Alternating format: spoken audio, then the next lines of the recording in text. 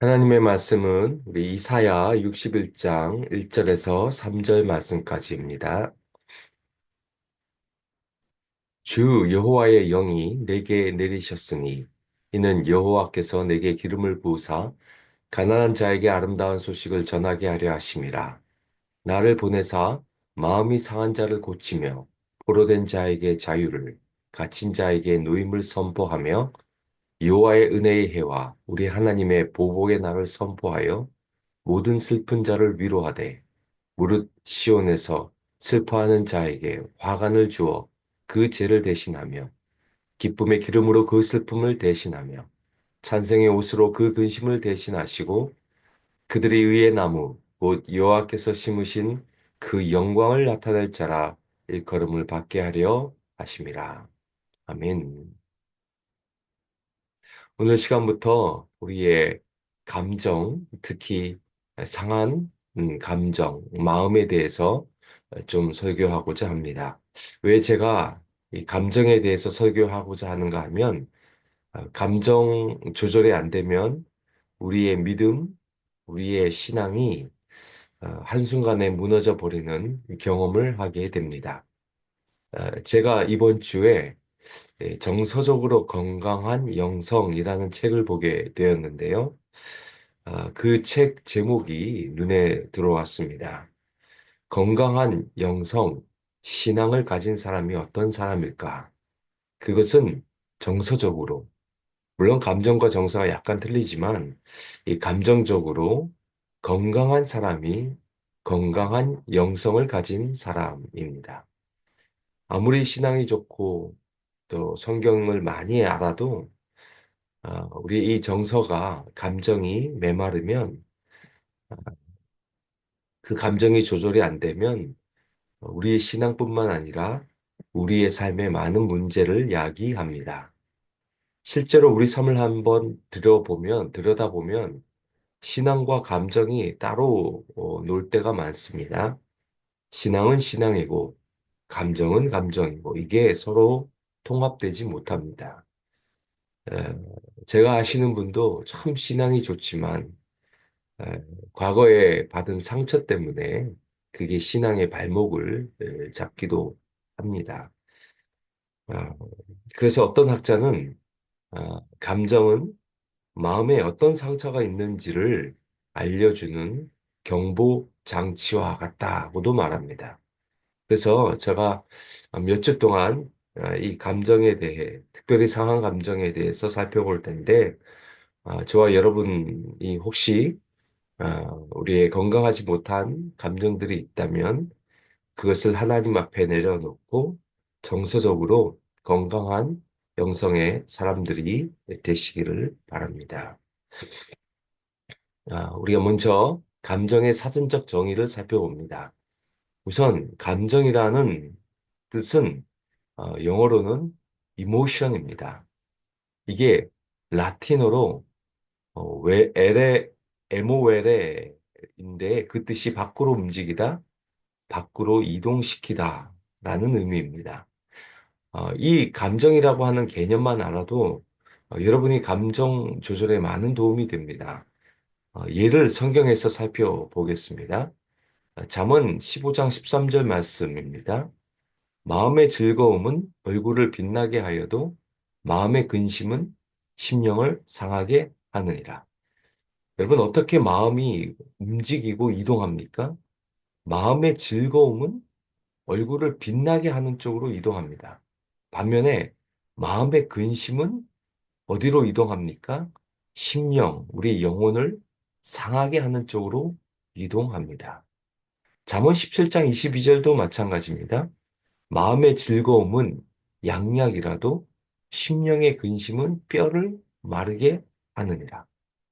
심령의 근심은 우리의 뼈를 마르게 하는 쪽으로 이동합니다.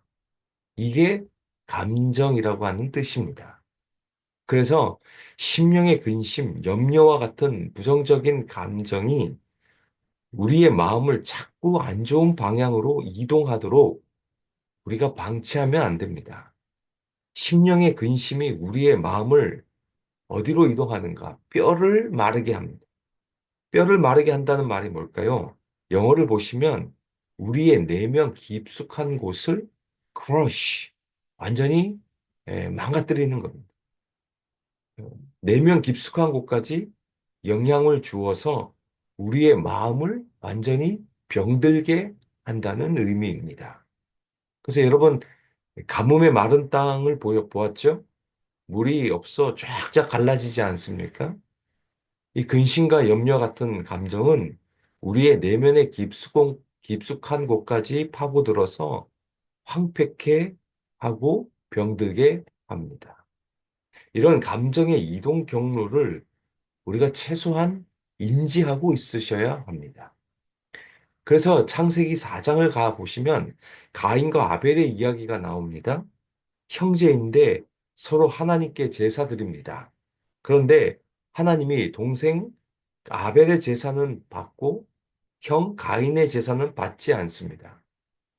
이때 가인에게 찾아온 감정이 뭐냐? 이게 비교 의식이에요.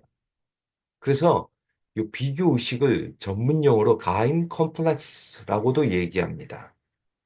항상 비교하고 남이 잘 되는 것에 대해서 배아파하는 것이 이게 가인 컴플렉스라고 하는 유명한 용어가 있습니다.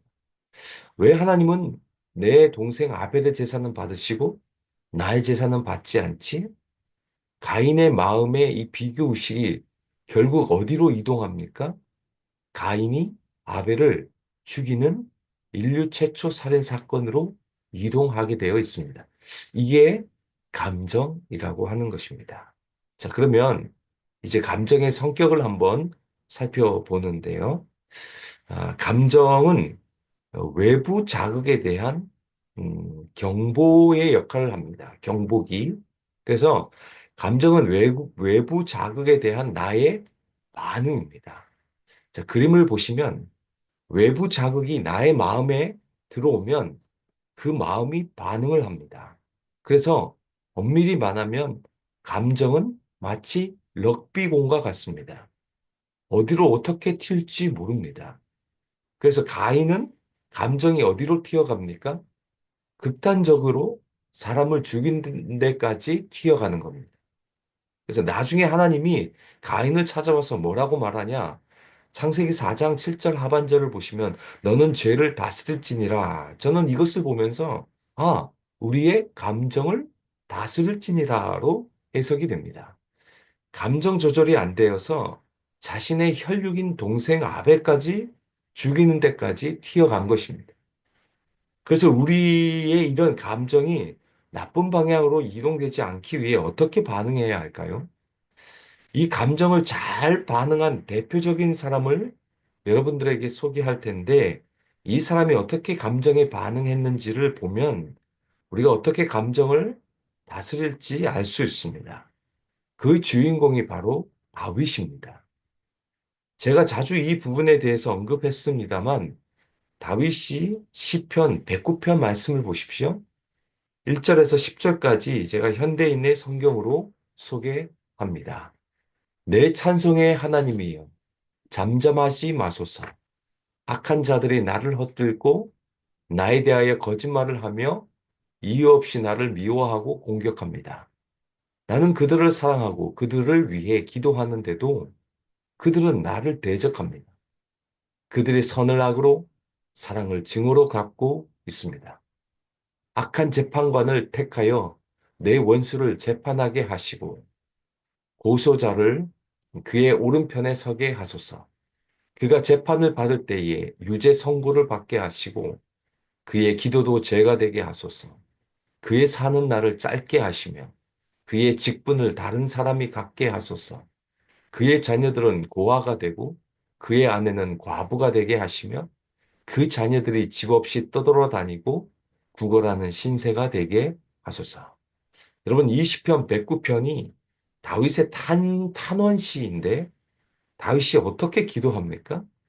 그가 재판을 받을 때 유죄 선고를 받게 하고 그의 자녀들은 고아가 되고 그의 아는 과부가 되고 그 자녀들은 구걸하는 신세가 되게 하소서. 여러분, 만약 이 기도를 주변 사람들이 들으면 이게 무슨 은혜가 되겠습니까? 아니, 저게 기도야? 이런 의문이 들지 않겠습니까?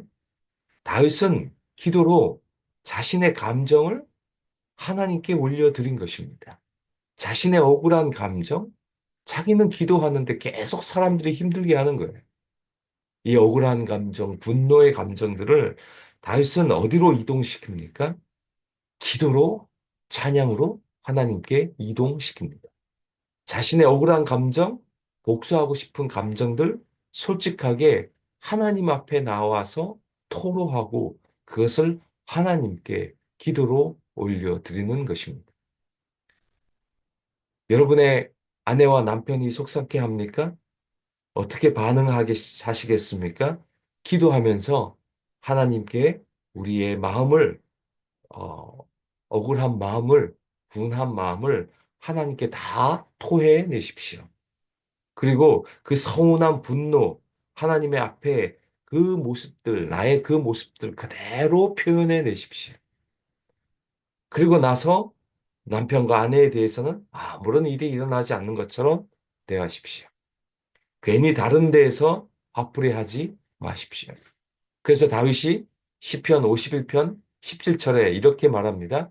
하나님께서 구하시는 제사는 상한 심령이라. 하나님이여 상하고 통회하는 마음을 주께서 멸시하지 아니하시리이다. 그렇죠? 우리의 기도가 정직하기만 해도 감옥 같은 우리의 마음에 빗장이 열리고 묶여진 모든 마음의 쇠사슬들이 풀려지는 역사가 있게 될 줄로 믿습니다. 자, 두 번째 감정은 인격을 형성하는 요소입니다. 감정은 우리 인격, 지, 정, 의로 되어 있는 이 인격의 한 부분입니다. 제가 한번 소개했지만 이 그림을 다시 한번 보시면 우리의 마음은 지정의로 되어 있습니다. 여기서 정이 감정입니다. 따라서 감정은 그 자체로 선하지도 악하지도 않습니다. 슬퍼할 때 슬퍼하는 것, 화가 날 때 화가 나는 것, 그것은 지극히 정상적인 것이고, 감정은 하나님이 우리를 감정의 인격체로 만드신 것입니다. 노아 홍수를 보면 하나님도 인간을 만드신 것을 보고 마음에 근심하시고 예, 자신의 감정을 표현하십니다. 예수님도 성전 창결 사건을 보시면 유일하게 분노하십니다. 감정은 절대 잘못된 것이 아닙니다. 분노한다고 그 사람이 죄인이 아닙니다. 슬퍼하고 우울해한다고 그 사람이 잘못된 사람이 아닙니다. 그렇게 반응하도록 만들어진 존재가 저와 여러분입니다. 그런데 문제는 건강하고 자연스러운 감정의 반응이 아니라 때로는 우리가 예민한 감정의 반응을 보이기도 합니다. 저도 목회 10년을 하다 보니 어떤 성도님들에게 가까이 다가가면 어떤 분들은 한번 식사할까요? 하면 이렇게 반기는 성도가 있는가 하면 식사할까요? 하면 아무 반응도 없고 목사님, 제가 뭘 잘못했죠? 이렇게 반응하시는 분도 계십니다. 물론 모든 분들에게 이러한 것들이 다 가지고 있어요. 근데 이런 반응은 건강한 반응이 아니라 민감한 반응이에요. 감정의 반응이 자연스럽지 못한 것입니다. 여러분, 제가 분노에 대해서 나중에 설명하겠지만 분노의 감정도 마찬가지입니다. 여러분이 분노를 할 때 보면 어떤 사람은 아무런 일이 아닌데 민감하게 분노로 반응합니다. 에베소서 4장 26절, 27절 세 번역을 한번 보십시오. 화를 내더라도 죄를 짓는 데까지 이르지 않도록 하십시오. 해가 지도록 노여움을 품고 있지 마십시오. 악마에게 틈을 주지 마십시오. 화를 내는 것은 잘못이 아닙니다. 그런데 뭐가 잘못이냐? 죄를 짓는 데까지 가면 그게 문제입니다. 그 죄를 짓는 데까지 가면 마귀에게, 악마에게 틈을 주어서 분노가 파괴적으로 가게 됩니다. 마치 가인이 비교의식을 느꼈고 그 비교의식이 분노로 발전해서 그의 동생 아벨을 죽이는 데까지 갑니다. 그게 죄 짓는 데까지 가고 마귀에게 틈을 주는 것입니다. 제가 분노에 대해서만 말씀드렸지만 모든 감정도 마찬가지입니다. 화를 내는 것 정상적입니다. 화 안 내는 사람이 어디 있습니까? 그런데 죄를 짓는 데까지 가면 안 됩니다. 분노가 파괴적이고 오랫동안 지속되고 계속 그것이 반복적이 되고 그래서 주변 관계를 힘들게 하고 마귀에게 틈을 주게 되고 그렇게 되면 결국 그 인생은 분노로 인하여서 고달픈 인생을 살게 됩니다. 그래서 이런 죄를 짓는 데까지 가는 감정을 우리는 소위 상한 감정이라고 말합니다. 병든 감정, 저를 포함해서 모든 사람들에게 다 있습니다. 이 상처난 감정, 상한 감정을 우리가 치유받고 우리의 연약한 부분이 하나님의 은혜로 채워지기를 바랍니다. 자, 그래서 마지막으로 우리 상한 감정을 한번 살펴볼 텐데요. 상한 마음인데요. 제가 두 가지 그림을 여러분들에게 보여드리겠습니다. 첫 번째 그림은 나이테입니다. 큰 나무를 잘라서 그 절단면을 보면 그 나무가 어떻게 성장했는지를 알 수 있는 나이테라는 것이 있습니다. 그림을 보시면 정상적으로 성장한 때도 있고, 건기 때, 즉, 가물었을 때도 보이고, 우기, 즉, 비가 많이 왔을 때도 보이고, 저는 참, 신선하게 본 것이 나이테 안에도요, 산불로 인한 흉터, 상처도 고스란히 남겨져 있습니다. 그 나무가 어떻게 살아왔는지 그 모든 것이 나이테에 다 기록되어 있습니다. 특별히 산불과 같은 상처는 검게 그을려 있어서 그 안에 그대로 박혀 있습니다. 여러분, 우리는 저 산불로 인한 흉터와 상처와 같은 것, 검게 그을린 것들을 빼내야 합니다. 여러분, 마음에 분명히 아프고 병들어 가슴 쓸어 담은 때의 기록도 남아 있을 것입니다. 특별히 가까운 사람이나 혹은 주변 사람들 때문에 이리저리 상처받아서 이 나무 나이테처럼 시커멓게 가슴을 태운 잊을 수 없는 아픈 상처도 그대로 남겨져 있을 것입니다. 우리가 보기에는 다 멀쩡해 보이지만 나무를 잘라보면 나이테가 보이듯이 우리의 마음을 현미경으로 한번 살펴보면 우리 안에 이런저런 상처받은 감정들이 고스란히 남겨져 있습니다. 그래서 좀 전에 제가 말씀드렸지만, 목사님, 제가 뭘 잘못했죠? 라는 반응은 어찌 보면 그 사람의 마음 안에 저렇게 거먹게 타워진 흉터와 상처가 있기 때문에 그렇게 반응하는 것입니다. 그래서 어떤 사람이든 그 사람이 자라온 환경과 과거에 당한 어떤 아픔을 알면, 아, 저 사람이 왜 저렇게 반응했는지가 이해가 됩니다. 그래서 마태복음 13장 24절 25절 말씀도 보시면 예수께서 그들 앞에 또 비유를 들어 이르시되 천국은 좋은 씨를 제 밭에 뿌린 사람과 같으니 사람들이 잘 때에 그 원수가 와서 곡식 가운데 가라지를 덧뿌리고 갔더니 여러분 이것을 우리가 상한 감정과 연결시켜 보면 우리는 좋은 마음의 밭을 가지고 하나님의 아름다운 형상의 모습으로 살면 되는데 그렇게 하지 못하게 그 원수가 와서 그 곡식 가운데 자꾸 가라지를 덧뿌리고 가는 것과 같습니다. 우리는 좋은 알곡의 사람들인데 좋은 알곡의 마음을 가지고 있는데 자꾸 사탄이 와서 여러 가지로 가라지를 뿌리고 갑니다. 상처받게 하고 알곡과 같은 존귀한 우리 존재 자체를 자꾸 가라지를 뿌려놔서 성장하지 못하도록 영양분을 다 빼앗아 가게 합니다. 우리는 한 사람도 예외 없이 알곡과 가라지가 함께 자랍니다. 여러분, 이 세상 살아갈 때 이 가라지를 다 완전히 뽑을 수 없어요. 그러나 최소한 이 가라지를 뽑아내어서 이 가라지가 우리 알곡을 더 영향 주지 못하도록 성장하지 못하는 이 가라지를 그래도 우리가 좀 조절하고 그 가라지를 다 뽑을 수 없지만 뽑을 수 있도록 한번 노력해 봐야 하는 것입니다. 자, 그래서 제가 다음 그림도 하나 보여드릴게요. 이게 물통 그림입니다. 이게 리비히의 채소량의 법칙에 사용된 물통 그림인데요. 리비히의 채소량의 법칙입니다. 여러분, 법칙은 이론이 아니에요. 휘오리 이론이 아니라 망고불변의 진리입니다. 자, 이 리히비의 채소량의 법칙이 뭐냐면 폰 리비히라고 하는 독일의 화학자인데요.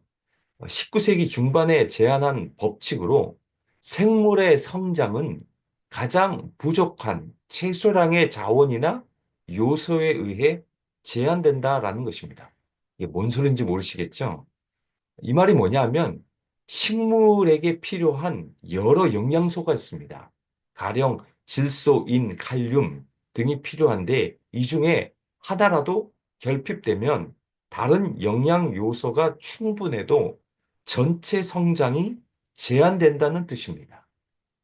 자, 그래서 그림을 한번 보십시오. 여러분이 자신이 물통이라고 생각해 보십시오. 오른쪽 그림처럼 하나님이 저 오른쪽 물통에 물이 꽉 차게 담을 수 있는 물통으로 우리가 성장하기를 원합니다. 그런데 왼쪽 물통을 보십시오. 물을 꽉 차게 다 받을 수 없습니다. 왜요? 어느 한쪽 부분이 깨어져 있는 거예요. 그쪽으로 물이 다 새는 것입니다. 그만큼밖에 물이 차지 않습니다. 제가 왼쪽 물통에 표시해 둔 요 화살표 부분까지만 찹니다. 여러분, 우리의 삶도 마찬가지입니다. 여러분의 결핍된 부분이 있으면 풍성한 물이 꽉 찰 수 있는 인생을 살아갈 수 있는데 자꾸 우리 삶 가운데 결핍된 부분, 깨어진 부분, 상처난 부분 때문에 건강하고 풍성한 삶을 살아내지 못합니다. 그게 자꾸 우리의 발목을 잡습니다. 분명 용량은요, 충분해요. 꽉 찰 수 있습니다. 그런데 이 깨어지고 결핍된 부분 때문에 하나님이 원하시는 최대량의 삶, 맥시멈의 삶을 살지 못하고 최소량, 미니멈의 삶을 살게 되는 것입니다. 그래서 우리는 이 깨어지고 부서지고 결핍된 부분들을 메꿔 나가야 합니다. 그 부족한 부분, 상처난 부분들을 한평생 사시면서 커버해주고 더 많은 물을 담을 수 있도록 하나씩 하나씩 고쳐 나가야 합니다. 내가 어디가 부족하고 내가 어디가 결핍되어 있는지 그것을 잘 알려주는 것이 바로 우리의 감정인 것입니다. 우리의 어디가 모난 부분이 있는지를 알려주는 그 사인이 바로 감정입니다. 그래서 다시 한번 우리 마음의 구조 그림을 보십시오. 어떤 사람이 영적인 사람이고 어떤 사람이 육적인 사람입니까? 나의 감정과 나의 지식을 따라 반응하여 행동하는 사람이 육적인 사람이.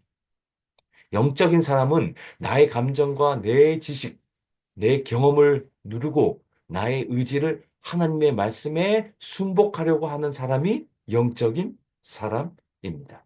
그래서 특별히 이 감정에 따라 여러분의 인생에 춤을 추지 마십시오. 사탄이 자꾸 안 좋은 감정과 기억을 가지도록 우리의 마음에 가라지를 다 뿌리고 갑니다. 속지 마십시오. 이 감정을 많이 상하게 합니다. 여러분, 누가 영적인 사람이라고요?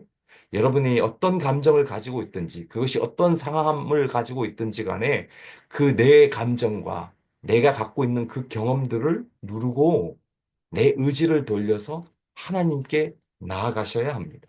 주님, 나의 결핍되고 깨어진 감정, 나의 마음 고침받기를 원합니다. 이 고침받고자 하는 소원을, 의지를 가지고 하나님께 나아가셔야 합니다. 주님, 제 인생도 원래 하나님이 창조하신 대로 물통이 꽉 찬 사람으로 사용받기를 원합니다. 라는 이 소원의 기도, 마음의 의지를 주님 앞에 올려드리셔야 합니다. 여러분, 제가 말씀드렸죠?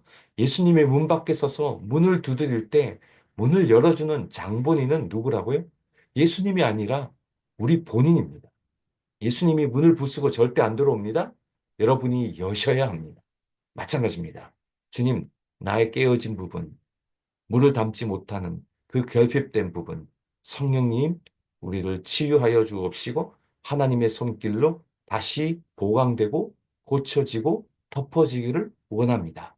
라는 그 소원을 가지고 나아가시기를 바랍니다. 그래서 빌립보서 2장 13절 세 번역 말씀 보시면 하나님은 여러분 안에서 활동하셔서 여러분으로 하여금 자기의 기쁘신 뜻을 이루도록 소원을 두게 하시고 행동하게 하시는 분이십니다. 여러분 이 소원을 가지셔야 돼요. 하나님 저도 물통 큰 대용량 맥시멈의 삶을 살게 하여 주옵소서. 나의 결핍된 부분들을 고쳐 주옵소서. 마태복음 7장 7절 구하라 찾으라 문을 두드리라 라고 하지 않습니까? 여러분 찾지도 않고 구하지도 않고 문을 두드리지도 않으면 어떻게 하나님께 응답을 기대할 수 있겠습니까? 이 소원을 들고 하나님께 나아가기를 원합니다. 구하고 찾고 두드리며 나아가십시오. 그럼 하나님이 이렇게 약속의 말씀을 우리에게 주십니다. 저는 이 두 구절을 소개하고 설교 마무리하고자 합니다. 먼저 시편 147편 3절에 상심한 자들을 고치시며 그들의 상처를 싸매시는 도다. 고치시고 상처를 싸매시는 여호와 라파 우리의 치유의 하나님 앞에 나아가십시오. 두 번째, 오늘 읽은 본문 말씀입니다. 다시 한번 이 이사야 62장 1절 3절 현대인의 성경으로 소개할 텐데 한번 잘 보시기 바랍니다. 주 여호와의 영이 내게 내리셨으니 이는 여호와께서 내게 기름을 부으사 가난한 자에게 아름다운 소식을 전하게 하려 하십니다. 나를 보내사 마음이 상한 자를 고치며 포로된 자에게 자유를 갇힌 자에게 노임을 선포하며 여호와의 은혜의 해와 우리 하나님의 보복의 날을 선포하여 모든 슬픈 자를 위로하되 무릇 시온에서 슬퍼하는 자에게 화관을 주어 그 죄를 대신하며 기쁨의 기름으로 그 슬픔을 대신하며 찬송의 옷으로 그 근심을 대신하시고 그들이 의의 나무 곧 여호와께서 심으신 그 영광을 나타낼 자라 일컬음을 받게 하려 하십니다. 아멘. 이 말씀을 믿고 상한 마음이 고쳐져서 저와 여러분이 하나님이 심으신 의의 나무가 되어 하나님의 그 영광을 드러내는 자로 세워지게 해달라고 그렇게 주님 앞에 나아가셔서 정말 여러분이 우리의 모난 부분이 고쳐지고 상한 마음 감정이 고쳐져서 최종적으로 맥시멈의 삶 하나님의 영광을 드러내는 그 복된 자로 살아가시는 은혜가 있게 되길 주님의 이름으로 축원드립니다. 이 시간 함께 기도하시겠습니다. 사랑의 하나님 아버지 감사합니다. 정말 주님 안에 우리가 복된 삶, 하나님이 심으신 의의 나무로 풍성한 열매를 맺는 그 맥시멈의 삶들을 살아가게 하여 주옵소서. 우리 안에 결핍된 부분, 상한 마음들이 있다면 주님께서 고쳐주시고 치유하시고 라파의 하나님, 치유의 하나님이 우리의 마음 가운데 오셔서 우리가 의의 나무로 하나님 앞에 크게 쓰임받는 하나님의 멋진 사람이 다 되게 하여 주옵소서. 주님 앞에 이 소원을 들고 올립니다. 하나님께서 함께 하시고 우리의 모든 삶이 주님 안에서 건강한 삶 살아낼 수 있도록 도와 주옵소서. 감사드리고 예수님의 이름으로 기도하옵나이다. 아멘.